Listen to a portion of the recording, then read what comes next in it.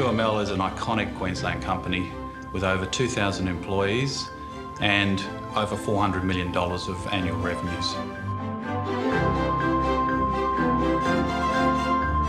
QML doesn't exist without the legacy of the people who come before. You know, they're the ones who started an industry from effectively what was a cottage industry at the start of the century. And it's grown to a behemoth that is absolutely amazing for the people of Queensland. So you can't underestimate the legacy that the pathologists that have come before us have delivered to the business and to the field of medicine in Queensland.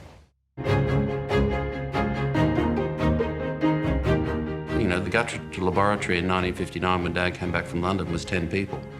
By 1962, it was 30 people. And by the end of the 1960s, it was in the hundreds. That was the first time that it really kicked in, and pathology turned from a private esoteric practice to a service industry. By the time Dad left, there was 1,500 staff and there was a turnover of $150 million. When Bob Dewey joined the partnership, which was in '74, it was a time of enormous change. QML was going from being, if you like, a hero-led practice with Noel as the driving force and Bruce as the driving force to an equal partnership of the employee pathologists. Bob brought an enormous expertise and knowledge to the practice, as well as this terrific link back to his father, who was really the founder of pathology in Queensland, James Vincent Dewey. And that link back was enormous and brought huge gravitas to QML, as well as Bob's enthusiasm and intelligence. And this was the days when it became the wonderful play between Sully's and Nick's and QML in a great chase to the top, if you like. The single biggest effect on the practice was the introduction of Medibank. There was a sudden explosion in all pathology areas, and that necessitated QML to expand geographically as well, and resulted in the establishment of branches throughout Queensland. We opened up in New South Wales. It meant that general practitioners could request pathology tests rather than going to a specialist. It meant that those pathology tests were subsidised by the government. You could then go to a GP and just say, could I just check my blood or urine or whatever.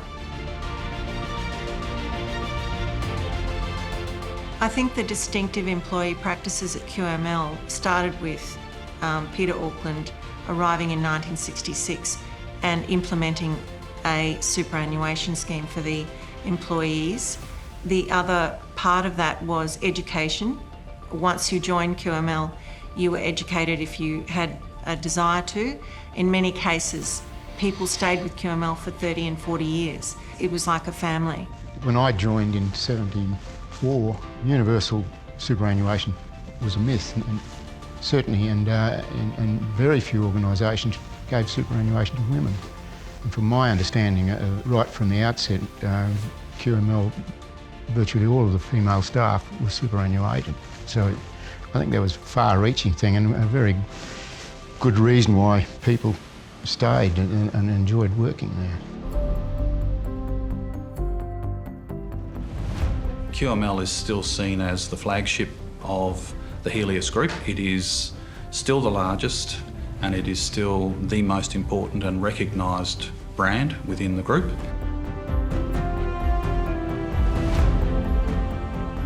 It's been a watershed event for pathology. It's brought pathology into the public eye because it's allowed us to connect with the public. It's very much a requirement these days for us to give people their result directly without going through their medical practitioner. But it's also been an amazing event for those of us working in the industry because we had to triple the size of our molecular testing laboratory within a number of weeks. And during that period, QML has provided over 1 million COVID-19 tests to the people of Queensland.